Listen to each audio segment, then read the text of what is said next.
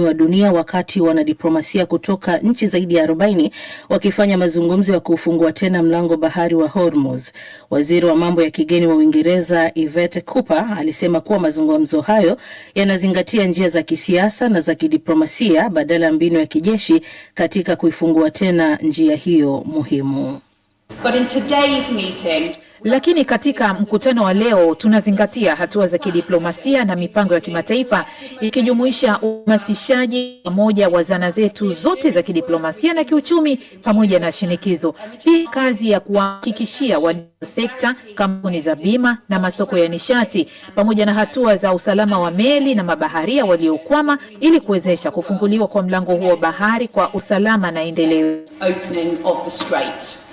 Marekani haitoshiriki mkutano huo kwa njia ya mtandao ulioitishwa na Uingereza baada ya Rais Donald Trump kuweka wazi kwamba suala la kulinda mlango bahari wa Hormuz sio jukumu la Marekani. Teheran. Iran imeapa kuendelea kupigana maadui zake watakaposalimu amri, ikikataa madai ya rais wa Marekani Donald Trump kwamba uwezo wake wa kijeshi umedhoofishwa kwa kiasi kikubwa na kuonya juu ya shambulizi makali zaidi. Shirika la habari la taifa IRNA limemnukuu msemaji wa wizara ya mambo ya nje ya Iran Ismail Bagei aliyesema kuwa Teheran haitokubali mzunguko wa vita usiokoma, akisema kwamba wataendeleza upinzani kwa muda wote ambapo vita vinaendelea. Msemaji wa makao makuu ya majeshi ya Irani alirejea msimamo huo akiliambia shirika la habari la ISNA kwamba maadui wa Iran wanapaswa kusubiri hatua kali zaidi. Katika hotuba yake kwa njia ya televisheni Jumatano jioni, Trump alisema kwamba Marekani iko katika mkondo wa kutimiza malengo yake yote ya kijeshi katika vita dhidi ya Iran. Moscow.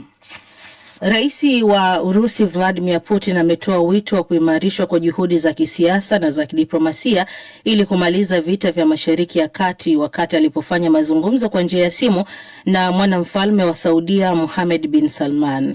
Taarifa ikulu ya Urusi Kremlin imesema kila upande umesisitiza haja ya kusitisha mapigano na kuimarisha juhudi za kisiasa na kidiplomasia ili kupata suluhu ya muda mrefu ya mzozo. Mazungumzo hayo yanafanyika baada ya Ukraine kusaini makubaliano ya ulinzi wa anga na Saudi Arabia wakati taifa hilo likikabiliwa na mashambulizi ya ndege zisizo na rubani kutoka Iran. Unaendelea kuisikiliza taarifa ya habari za ulimwengu kutoka DW. Abidjan. Ripoti ya shirika la kimataifa la kutetea haki za binadamu la Human Rights Watch imesema jeshi la Burkina Faso na kikosi cha kujitolea cha ulinzi wa raia pamoja na makundi yenye itikadi kali waliwaua zaidi ya watu 1800 tangu mwaka 2023. Shirika hilo limesema vitendo hivyo vinafikia kiwango cha uhalifu wa kivita na uhalifu dhidi ya binadamu. Ripoti ya shirika hilo iliyotolewa leo imesema jeshi, wanamgambo wa kujitolea wa VDP na kundi linalounga mkono Uislamu la Jenim walitekeleza mauaji hayo katika mikoa 11 ya nchi hiyo kati ya Januari mwaka 2023 na Agosti mwaka 2025. Kampala. Watoto 4 wameuawa kwa kuchomwa visu leo katika shule moja ya chekechea jijini Kampala, Uganda.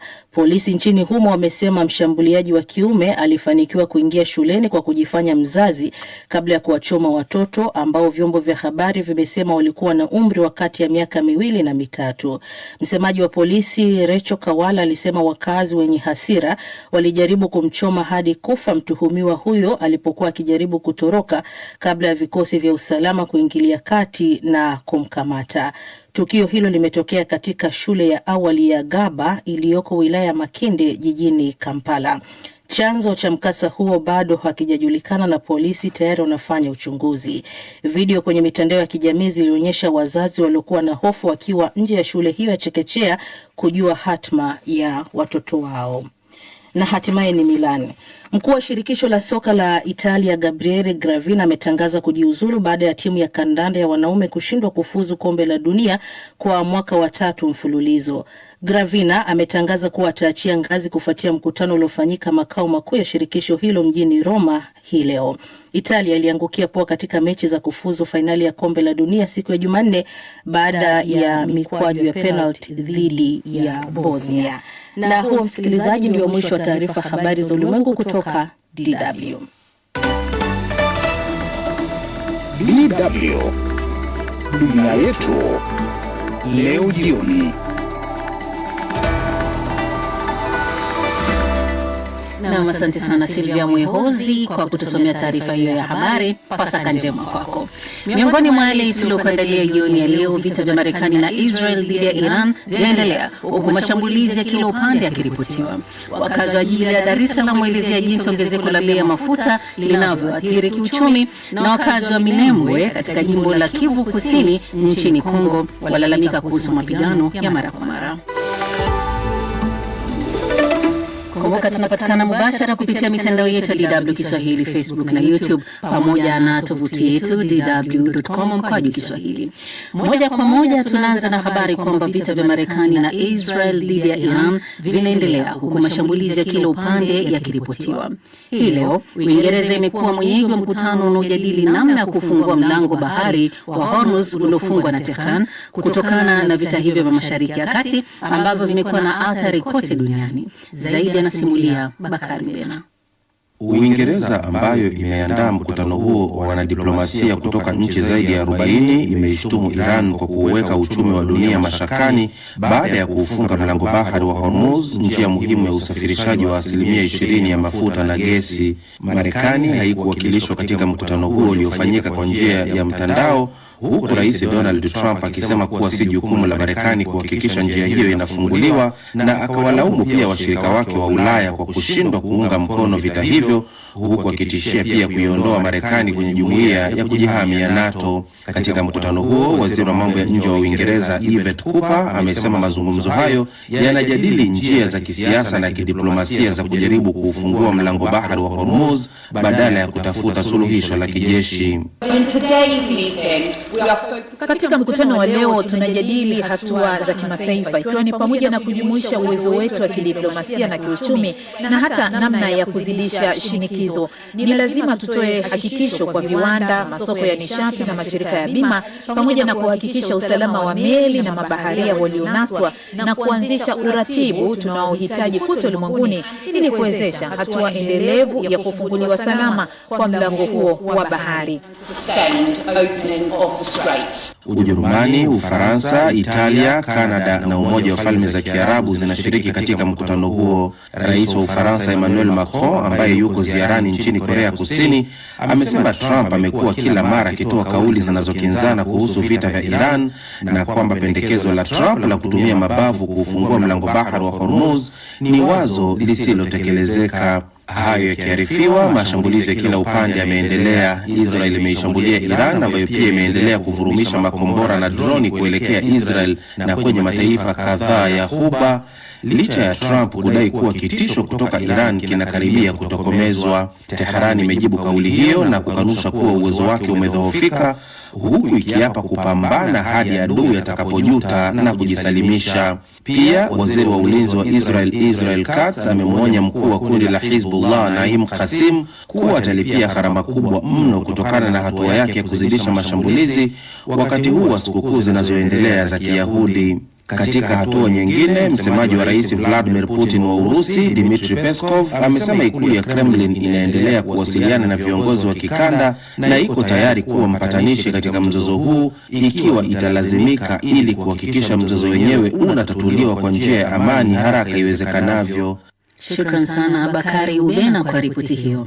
Na kama ulivyosikia ni kwamba Uingereza leo imeilaumu Iran kwa kuvuruga uchumi wa dunia wakati wa mkutano zaidi ya wanadiplomasia 40 ulioandaliwa kwa njia ya video kuhusu njia ya kufungua tena mlango bahari wa Hormuz, moja ya njia muhimu zaidi za usafirishaji wa mafuta duniani. Tukio hili linaibua maswali mazito kuhusu usalama wa nishati, siasa za kimataifa na hatma ya uchumi wa dunia. Kwa tathmini ya kina kuhusu hayo na mengine, nimezungumza na Ibrahim Rahbi, mchambuzi wa siasa za Mashariki ya Kati aliyeko Dar es Salaam, Tanzania, ambaye ameanza kwa kuzungumzia kilichochochea mkutano huo wa dharura. Bila shaka nadhani dunia nzima imekumbwa na hili swala na hakuna ambaye amesalimika na hili swala la gharama mafuta, gesi na mabadiliko ya jumla ambayo yanaweza yaikumba dunia. Ni kuanzia Afrika, Asia mpaka Europe mpaka Amerika, kote kila mmoja kaguswa na hiki. Ni kama kifo, yani kila mmoja kimemgusa. Kwa hiyo Uingereza waliona kuwa wanaweza wakajaribu kutumia njia ambayo na Ujerumani wamekuwa wakizungumza kuwa tunaweza kujaribu kutumia njia tofauti na Donald Trump ambaye amekuwa akisisitiza kuwa itumike nguvu kufungua mfereji wa Hormuz, lakini utaona Uingereza, Ujerumani, Japani na nchi kama Ufaransa zimekuwa zikizungumza kwa kauli tofauti, wao wakiamini kuwa njia bora zaidi ni ya mazungumzo ambayo inaweza ikafungua mfereji na mfereji ukabaki kufungwa. Kwa Uingereza akaona awali alikuwa amealika nchi kama 35, lakini mkutano unaonekana umefanyika kati ya nchi 40, japokuwa kuna nchi nyingi pia hazikutajwa, lakini ni nchi takriban 40 zimezungumza kuhusu hilo. Sasa mkutano huu unakuja siku chache baada ya rais wa Marekani Donald Trump kuosha mikono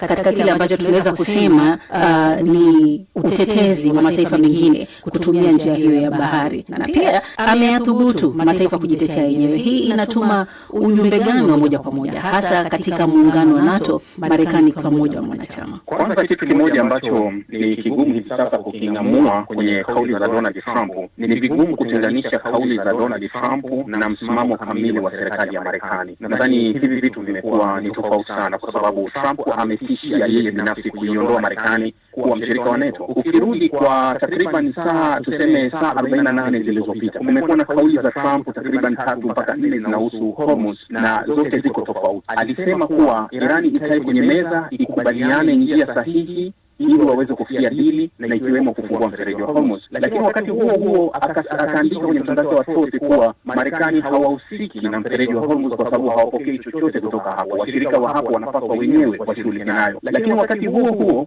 amewaambia washirika hasa nchi za Ulaya na washirika wa NATO kuwa washirikiane na Marekani kwa ajili ya kufungua mfereji wa Hormuz ikiwezekana kwa kutumia nguvu. Hilo amewaambia. Lakini wakati huo huo yeye Donald Trump ametaka kuondoka kwenye mzozo huo, huku akisema kuwa mfereji wa Hormuz utafunguka baadaye, yeye anaondoka kwenye vita. Kwa hiyo ni vigumu kujua Trump anataka nini, kwa sababu ukichukua kauli ambazo zimetoka kwa saa 48 zilizopita ni kauli nyingi zinahusu kitu kimoja, lakini kauli tofauti. Sasa kwa kuzungumza hivyo, Rahbi, unajaribu kusema nini? Mataifa yanayoshiriki yanatarajiwa kufikia makubaliano ya aina gani? Tuseme ni kidiplomasia, kijeshi au pia kiuchumi? Ukisikia kauli iliyotolewa na Ufaransa na kauli iliyotolewa na Ujerumani, haitofautiana na kauli ambayo Sama amezungumza juzi kuwa vita sio yetu na hatuwezi kujiingiza kwenye vita, na njia pekee tunayoiona ya kusuluhisha hili ni njia ambayo itahusu diplomasia zaidi. Lakini Ujerumani na Ufaransa wao waliainisha kabisa kuwa mazungumzo yoyote yatahusu Hormuz hayawezi kuitenga Irani kwa namna yoyote ili tuweze kulitatua hili tatizo. Kwa hiyo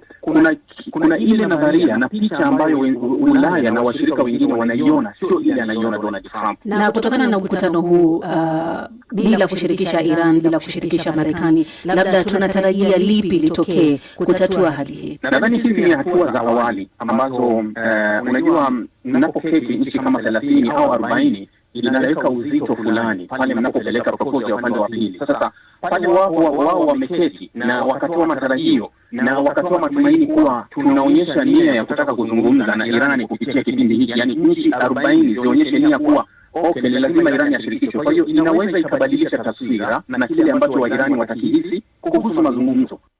Ni Ibrahim Rahbi huyo, mchambuzi wa siasa za Mashariki ya Kati aliyeko Dar es Salaam, Tanzania.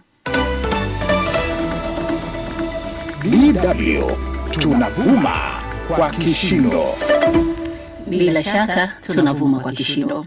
Saa chache baada ya mamlaka ya nishati na mafuta kutangaza kupanda kwa bei ya mafuta ya petroli, wakazi wa jiji la Dar es Salaam nchini Tanzania wameelezea jinsi ongezeko hilo linavyoathiri kiuchumi, hasa katika muktadha wa kupanda kwa bei ya bidhaa za vyakula na usafiri. Florence Majani na ripoti kamili. Awali kupanda kwa bei ya mafuta kulionekana ni kama hadithi tunazozisikia kwa wengine, lakini sasa kupanda kwa gharama hiyo ya nishati kumekuwa dhahiri hapa Tanzania, katika taifa hili la Afrika ya Mashariki. Ni baada ya mamlaka ya nishati na maji nchini EWURA kutangaza hapo jana ongezeko kubwa kuwahi kutokea la petroli na dizeli, ambapo bei ya petroli imeongezeka kutoka shilingi 2864 kwa lita moja hadi shilingi 3820, ikiwa ni ongezeko la takribani shilingi 956 kwa lita. Wakati huo bei ya dizeli nayo imepanda kutoka 2858 hadi shilingi 3806 kwa lita, sawa na ongezeko la shilingi 948 kwa lita. Makali ya ongezeko hilo tayari yameshaanza kuathiri wakazi wa jiji hili kwa namna moja au nyingine, hasa likigusa moja kwa moja maeneo ya usafiri na bidhaa za vyakula. Kwa majina naitwa Amina Rashidi, mkazi wa Tegeta, Dar es Salaam. Mafuta yamepanda jana, mpaka bei ya vyakula vimepanda. Kwa mfano vitunguu tulikuwa tunauza shilingi 5,000, sasa hivi mpaka shilingi 7,000.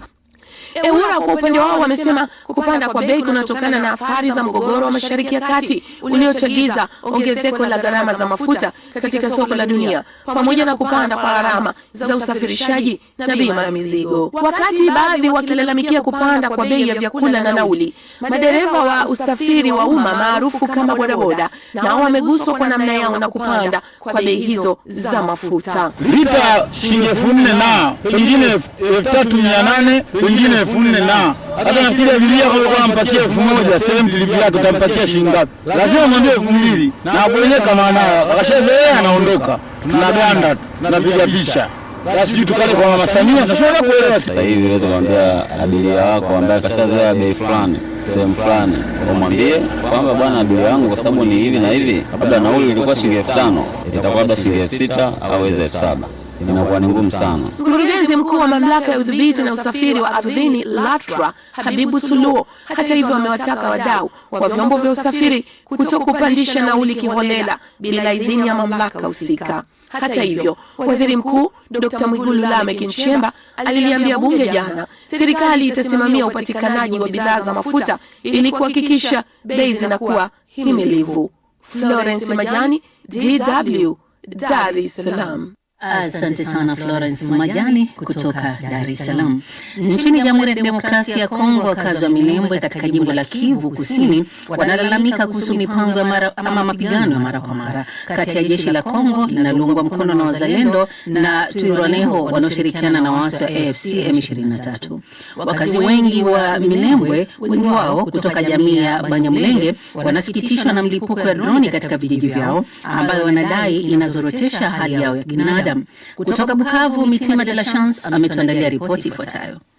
Wakiwa wanaishi katika nyanda za juu za wilaya ya Fizi, wakazi wa Minembwe wanasema wanaishi chini ya tishio la mara kwa mara la mashambulizi ya ndege zisizo na rubani na jeshi la Kongo linalolenga maeneo ya waasi, mashambulizi ambayo wanasema yana matokeo mabaya kwa raia, haswa Watutsi wa Kongo wa jamii ya Banyamulenge wanaoishi katika eneo hilo, kama anavyoshuhudia Semahoro Karaha, msimamizi wa watu mashuhuri wa Minembwe. Drone ziko zinakatiza wa raia, ziko zinapiga ngombe, zinaharibisha, zinapiga nyumba. Hakuna gisi Nations Unies international batafute gisi banaweza kemea ile kitu ya drone. Sisi uongozi si hatupende wa raia waangamie. Tangu Januari, mashahidi wamesema kuwa ndege zisizo na rubani zimelenga maeneo kadhaa ya wapiganaji wa Twirwaneho waliodai hapo awali kutetea maslahi ya Banyamulenge na ambao kwa sasa wanashirikiana na AFC M23 katika vijiji kadhaa vinavyozunguka Minembwe vikiwemo Mikenge, Kakenge, Rugezi na vingine. Ria Nyamanyonga ni mkazi wa Minembwe, analaumu kwamba raia wa Banyamulenge wanakabiliwa na mzozo wa vita ambavyo havitofautishi tena kati ya malengo ya kijeshi na ya kiraia. Tuliona mavita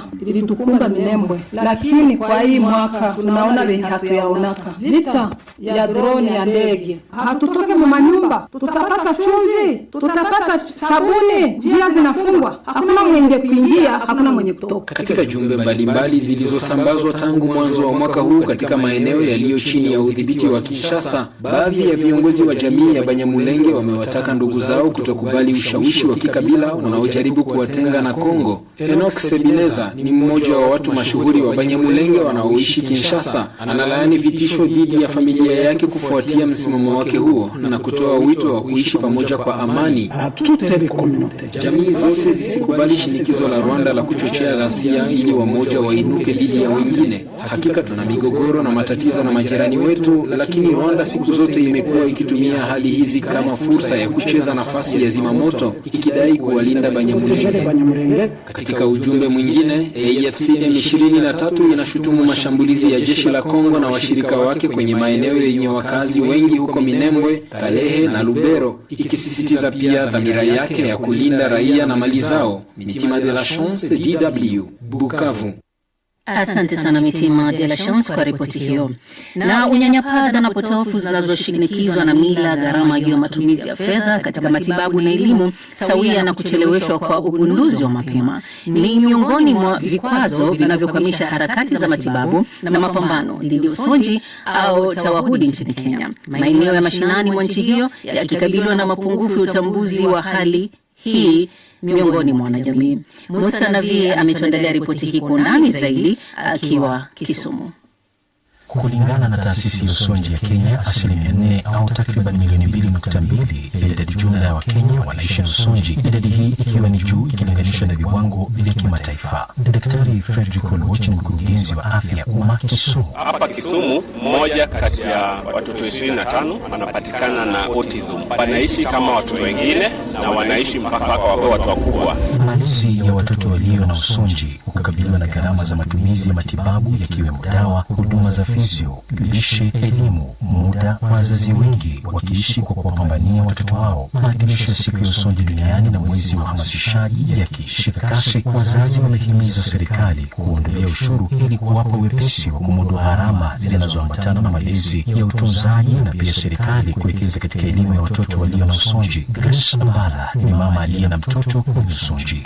Gharama ziko, kwanza kwa madawa, kama wangu anatumia madawa ni gharama, kuona daktari wa ubongo wa watoto, gharama tena inakuja kwa chakula, kwa sababu kuna chakula wanafaa kuwa wanakula, si chakula zote wanakula, hata mafuta ya kupikia lazima tunakuwa na gharama. Kando na changamoto za gharama, unyanyapaa umesalia kuwa tatizo hasa kina mama wanaopata watoto walio na usonji wakikabiliwa na vikwazo vikiwemo kutoka kwa wakwe zao. Leo waliona mtoto wangu wakasema ni mchawi, na kwao hakuna shida kama hiyo. Kwa hivyo mimi mwenyewe ndio najua ni wapi nilitoa hiyo shida. Ikakuwa ni kama lawama kwangu, mimi ndio nimeleta hiyo shida kwenye ile familia. Ilikuwa ngumu kabisa. Maeneo ya mashinani yanakabiliwa na unyanyapaa zaidi ikizingatiwa uhaba wa nyenzo za uhamasishaji sawia na athari zaidi ya mila na desturi, huku baadhi ya walio na usonji wakifichwa. Hali ya mijini ni tofauti, uhamasishaji ukiendeshwa mara kwa mara, ila tatizo ni uhaba wa shule zilizo na uwezo wa kuangazia wanafunzi walio na usonji. Farid Saad ni mwalimu shule ya watoto walio na ulemavu, pia mtaalamu anayetathmini watoto walio na ulemavu na kuwaweka kwenye shule. Mimi nafunza kwa shule iko mashinani kabisa. Sasa mashinani unapata hata wanatembea tu wanarandaranda. Miongoni mwa juhudi zinazoendelea kuwekwa kwenye harakati za uhamasishaji ni kuhakikisha watu walio na usonji wanasajiliwa na Baraza la Kitaifa la Walemavu, anavyoelezea George Omamo, mtaalamu katika haki za ujumuishaji wa walemavu. Angalilia mwanzo vile mpangilio wa watu ambao wamelemaa wanasaidika katika serikali. Kwa mujibu wa shirika la WHO, usonji au tawahudi ni tatizo la kibiolojia analolipata mtoto anapokuwa tumboni mwa mama yake, na dalili huonekana kuanzia umri wa miaka 3 na kuendelea. Musa Navie, DW Kisumu.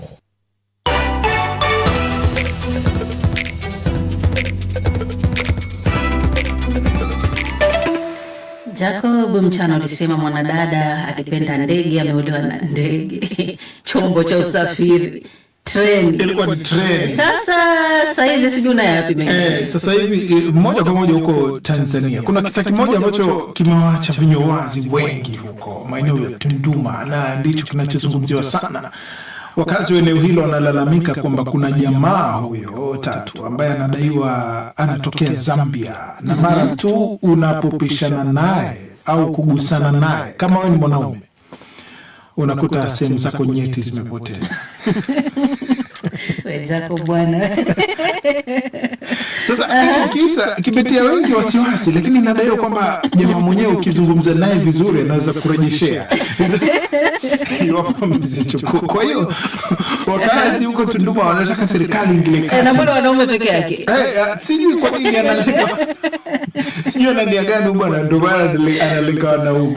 Sasa wana wasiwasi, wanataka serikali ingile kati. Maana jamaa mwenyewe amepatikana na akapewa kichapo baada. Na vinatokea kweli kabisa. Kwa sababu kisa cha yeye kupewa kichapo hicho ni kwa sababu alikuwa amechukua nyeti za mwanamume mmoja. Kwa hiyo baada ya hapo akamrudishia. Sasa maoni kuhusiana hilo ni mengi. Kuna huyu anajiita Winston anasema wanaume tushaongezewa jukumu la kulinda nyeti sasa. Aisee, sisi hatutopumzika, tutapumzika ahera tu. Alafu mwingine anajiita King anasema mimi akichukua zangu alafu anirejeshe simwachi. Na mpiga vile vile kwa sababu iweje ni mwache alafu akifika mbele asichukue tena. Haya, tatu.